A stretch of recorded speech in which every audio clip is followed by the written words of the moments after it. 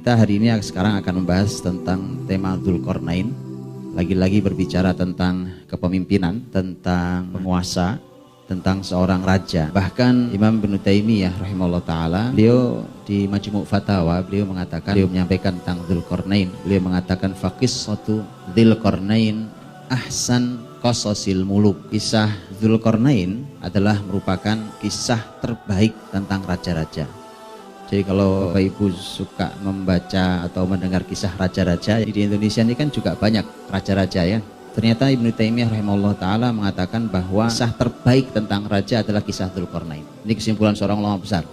Nama Dzulqarnain atau siapa sebenarnya Dzulqarnain? Kalau Dzulqarnain itu apakah dia nama, apakah dia gelar, itu raja sebenarnya siapa? Itu pendapat banyaknya sudah gak karuan. Dan masing-masing membawakan bukti. Dari mulai Iskandar Makedoni, Iskandar yang Agung. Kalau itu sudah dibantah oleh banyak ilmuwan termasuk Ibnu Taimiyah. Iskandar yang Agung itu tidak mungkin muridnya Aristoteles. Tidak mungkin dia, karena dia musyrik. Kalau yang disebutkan tentang Dzulqarnain jelas-jelas dia orang beriman. Dan banyak sekali kalimat. Ada yang mengatakan, oh ini raja Persia, namanya Khurush, dia raja Persia. Oh ini raja di Cina, disebutkan namanya raja Cina, disebut, oh ini raja Cina. Bahkan ada yang mengatakan Dzulqarnain itu orang beriman yang ada di istana Firaun, saudara Firaun, dan kelak dialah yang menjadi orang yang kemudian besar dan dia memimpin bumi itu. Allah Subhanahu wa taala memulai dengan ayat 83 tentang Dzulqarnain, wa yas'alunaka 'an Dzulqarnain. Mereka bertanya kepadamu tentang Dzulqarnain. Ini Nabi Muhammad SAW diminta untuk menjawab, qul sa'atlu 'alaikum minhu dzikra. Katakan, jawab Muhammad, sa'atlu 'alaikum minhu dzikra, aku akan bacakan kepada kalian sebagian dari kisahnya. Karena ternyata yang disampaikan Muhammad cuma sebagian aja. Begitu disampaikan ternyata sedikit sekali dibandingkan kebesaran Dzulqarnain yang sangat besar, raja yang dari timur sampai barat kekuasaannya itu sedikit dikisahkan dalam Quran. Kalau tidak dijelaskan detail tentang sosoknya, ini kan sosoknya nggak jelas nih Pak, siapa dia sebenarnya tidak jelas. Maka berarti Quran ingin fokus pada peristiwanya. Peristiwa yang harus diambil pelajaran. Karena sosoknya nggak jelas. Kalau Nabi Yusuf kemarin jelas sekali. Ya? Jelas sekali, orang jelas, Nabi jelas, semua jelas.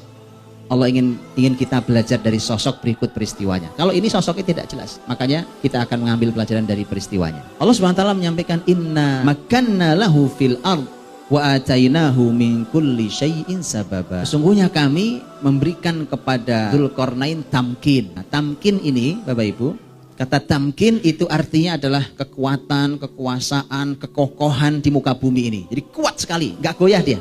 Hal yang sama kata tamkin itu juga disebutkan dalam Quran. Di antaranya kemarin juga Nabi Yusuf alaihissalam juga Allah SWT berfirman, wa kadzalika makkanna li Yusufa fil ard. Dan begitulah kami berikan tamkin pada Yusuf di muka bumi ini. Dan dia jadi penguasa. Nah sekarang Dzulqarnain yang juga menjadi penguasa dengan tema yang juga lebih besar.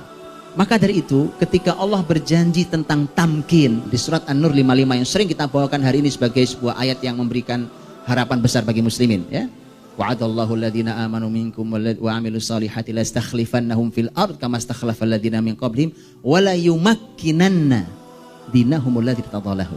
Jadi Allah berjanji untuk orang beriman, orang yang beramal soleh di antara kalian akan diberikan khilafah di muka bumi ini, kekuasaan kaum ini, dan akan Allah berikan tamkin, kokoh, kuat, tidak goyah pada agama yang mereka yang diridhoinya ini. Maka kalau muslimin di depan kita ini, jelas di hadapan kita ini muslimin yang akan besar, itu sudah pasti. Tidak ada yang ragu. Yang ragu suruh belajar lagi. Pasti bahwa muslimin yang hadir depan ini, sesuai dengan kalimat Rasulullah SAW dalam banyak hadis beliau.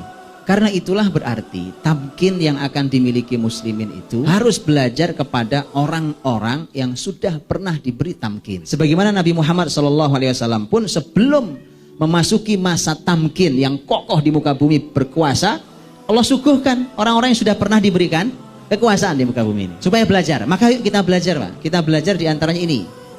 Kalau mau belajar khusus tentang tema kepemimpinan Yusuf, nah itu perlu diulang lagi materi kemarin, tapi khusus kepemimpinannya. Kalau ini jelas bahwa pembahasan di Dzulqarnain itu tidak ada pembahasan lain. Kalau Yusuf kemarin pembahasannya macam-macam ya Pak. Bicara tentang saudara, tentang urusannya dengan keluarga, dengan ayahnya, dengan perempuan, dengan fitnah, dengan penjara, dengan macam-macam. Kalau ini Dzulqarnain khusus dipotret di sisi kekuasaannya. Ini menjadi menarik. Makanya Belajar tentang kekuasaan itu, Pak, belajar sama Islam, belajar sama Quran. Nanti kalau tidak ngawur lagi nanti kita. Karena kekuasaan itu alat yang sangat berbahaya kalau dia di tangan orang yang salah. Nabi banyak menyampaikan hadis itu. Makanya Nabi juga mewanti-wanti tidak semua sahabat boleh masuk ke kekuasaan. Inna makanna lahu fil ard. Kami berikan dia tamkin di muka bumi. Kokoh, kuasa besar sekali di bumi ini. Wa atainahu min kulli syai'in sababa. Dan kami berikan kepadanya min kulli syai' dari segala sesuatu sabab. Sabab itu sebab.